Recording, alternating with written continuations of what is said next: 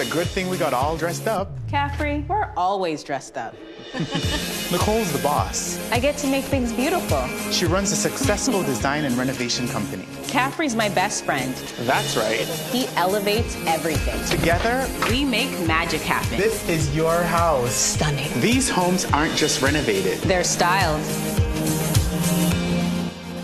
Yes, sir, it is your boy KB, the boss from ShifterMagazine.com, here with two hosts of a brand new HGTV show that's coming soon to the station called STYLED.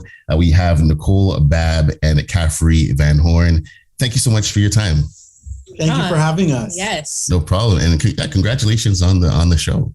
Thank you. Thank you. Thank you. So yeah, let's kind of get into this. Like, how did you guys kind of get started? Like, I mean, I've been hearing Nicole's name, I feel like, for years, just through mutual contacts and stuff. But yeah, how did you guys kind of get started in the whole styling and staging business? Well, staging came about as just a means to an end for me, like having not being able to find what I wanted on the market and learning that I could find the worst house on the best street and really make it look like how I wanted it to look. And that's kind of how I got into staging, just very organically and naturally by not finding what I was looking for. Mm-hmm. And then I guess the design background is just a kind of a part of that. Well, with design, it's like I was a makeup artist for a lot of years. And that's when I first met Caffery, when I was doing makeup, and Caffery was a hairstylist. But I've always had a eye for style and design on all spectrums. Mm-hmm. And that was going to be my next question, is like how you guys kind of came together. Like, can you maybe unpack that a little bit more, just how you guys came together and just why the dynamic between you two just works as a duo. I do have to back up for 1 second. I actually studied design right out of high school. Okay. So before I even got into hair was something that I did to sort of pay my way through design school. So I went through that whole process for fashion, and I was a scholarship winner. I studied, so it was always my thing. I always used to say hair was the thing that I did to finance all my design projects. Okay. Really put it into context. Mm-hmm. Now, so let's talk about the actual show. Like, how does this show? Because I mean, I imagine you guys maybe have watched HGTV just in the past. As people who are in the industry, like, how does this show differ from just some of the other shows that have been on the station? It's fun. Right off the top of my head, if you want to say, I've seen HGTV shows. I love them, but I can honestly say ours is fun.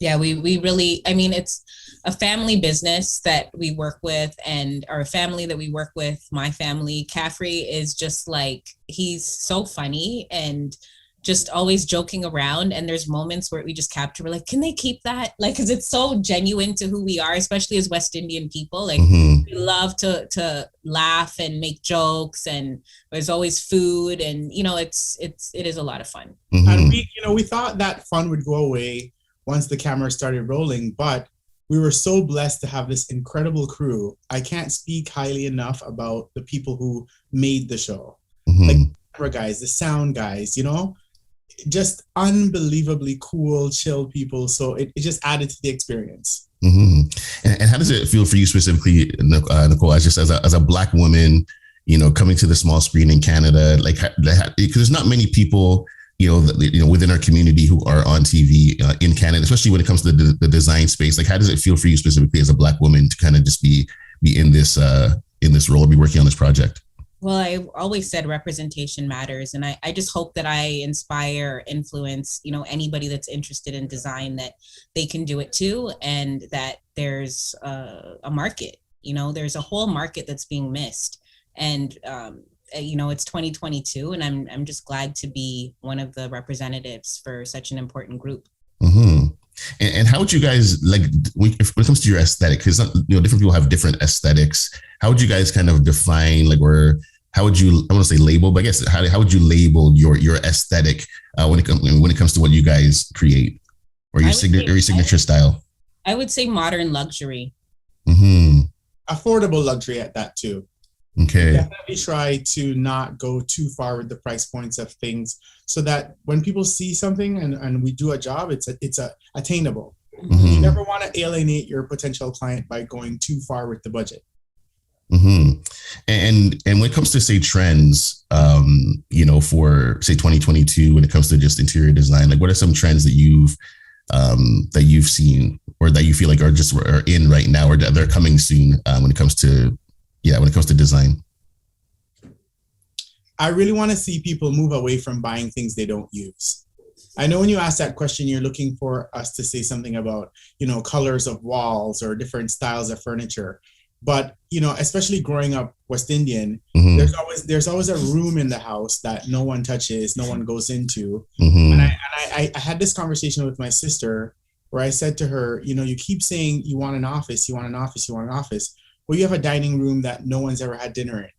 So just get rid of it. Mm-hmm. Here's a trend for you. Start maximizing the use of your space because you're paying for that house per square foot.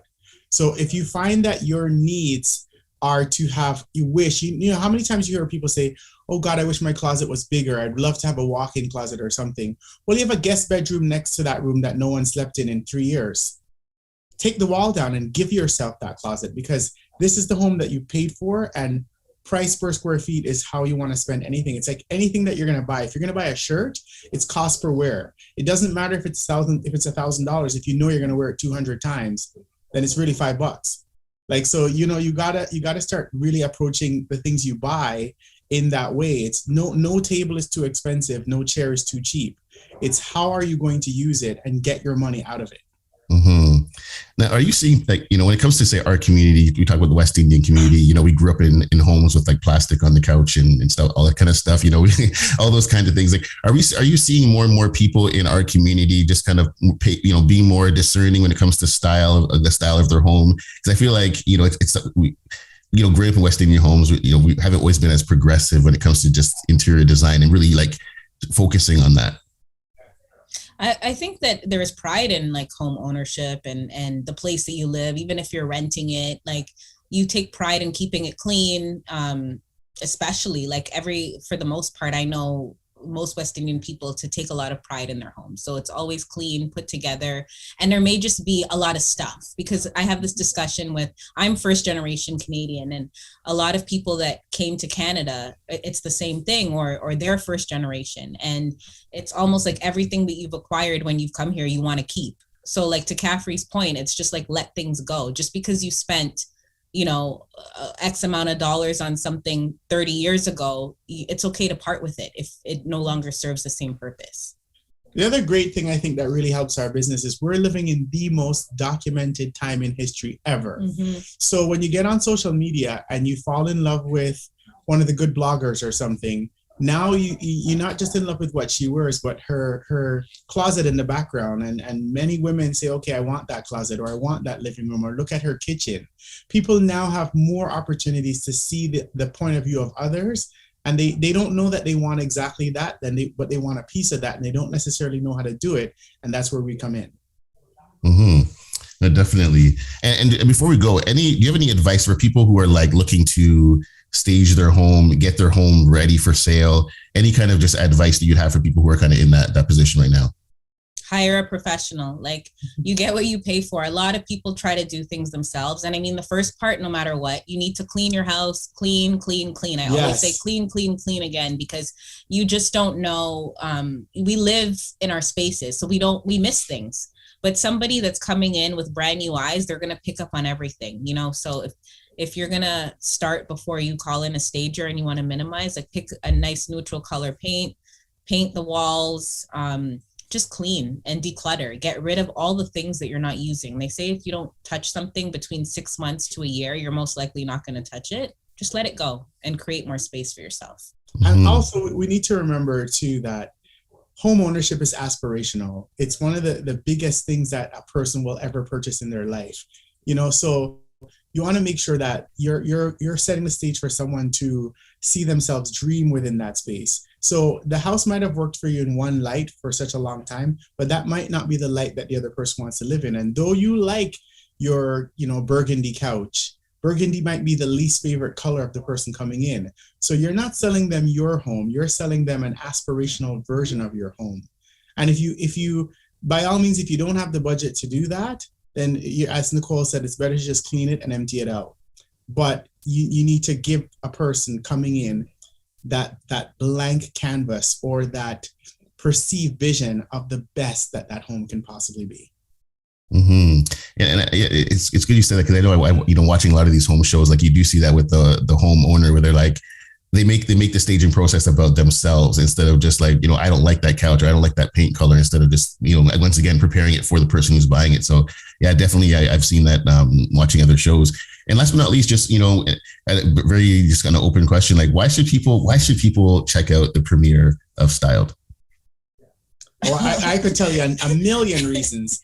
I mean, we worked really hard at keeping it not just entertaining from, the baseline of it all is you are going to see beautiful finishes, right? But the process to getting to a beautiful finish, I always say to people, before a positive image, before a positive image, comes a very kind of negative dark space, right? A negative image becomes a positive picture. That's my line I use all the time. So we want to make that entire journey to that space be visually entertaining. We've got so many beautiful, dazzling things hanging out in the warehouse where we work each day. I think that when you're going to work with someone, you have to sort of identify with them, and we bring our personal style as much as we can to the workplace. So the styling doesn't just come in the end, it happens right through, because with a lot of these shows, people tune in, they see the before, they fast forward to the end. I'm going to say that this is going to be a huge mistake in our show, because you might just miss when I wear the most phenomenal jacket, or, Nicole puts on shoes that you must have. So it's one of those things where we really paid attention to what the shows are doing out there, and what we missed as an audience member. Remember, we're coming from the same space that you're at right now. We were fans and people who watch HGTV for a long time, and the things that we wished for, we made sure that they existed in this program. Yeah. Mm-hmm. The big part of fashion and style also is just how they're so interconnected, like interior design and clothing fashion and shoe fashion. Like they're so, when you look at even what you were saying before about trends, like the colors, and people are just using more and more color now, and they want to be more vibrant and pop. Like you're going to see a lot of that. So we really embraced being bold. Mm-hmm. I said to Nicole sometimes when we would go to stage a client, I would run upstairs and open the closet, and I'd say, let me check out the wife's shoes. Mm-hmm. And from the shoes, I can tell you what kind of woman she is, or how we should play the space to get the customer to really be on board with what we're doing. 20 years ago, I actually, in background, had a furniture business. And when I invited my guests to see the store for the first time, the invitation simply said, the dressing of self and home are reassuringly familiar. I still believe that statement 21 years later. Mm-hmm. So if you see, if you're deciding that, I want a leather sofa, and you don't know what color that's going to look like, well, ask yourself, what did you buy your leather jacket in? Because typically the fabrics that you feel best in and what you surround yourself with, if you dressed a room in that, you're still in it.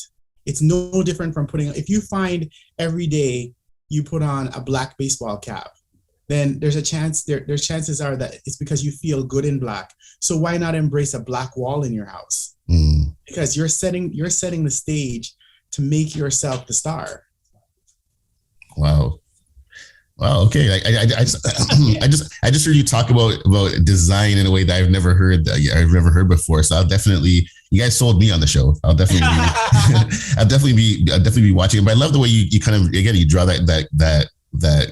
that link to just the fashion and everything. Because, as Black people, it's about the whole vibe. It's not just about the show. So I feel like in watching the show, I'm going to get like a whole vibe and culture aside from just the actual design. So I'm definitely looking forward to watching that. So I'll be watching, my wife will be watching, and we'll definitely be cheering you on.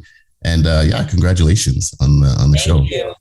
So once again, we're talking to Nicole Babb. She's a stager, stylist, house flipper, and entrepreneur, and the lead at R&P Home.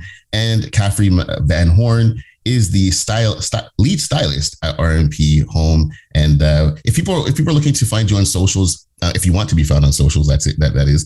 If people are looking to find you on socials, where can they find you? I'm Nicole Babb _. Nicole Babb _. Okay. And I can be found under my full name, Caffery Vanhorne, or under a page that's more personal to me at CM Pretty CVH. Awesome. We'll definitely be following you guys. And once again, congratulations on the show. This is Nicole, Babb, and Caffery Vanhorne from STYLED, which is premiering on Tuesday, May 17th at 8 p.m. Eastern Time and 5 p.m. Pacific on HGTV Canada.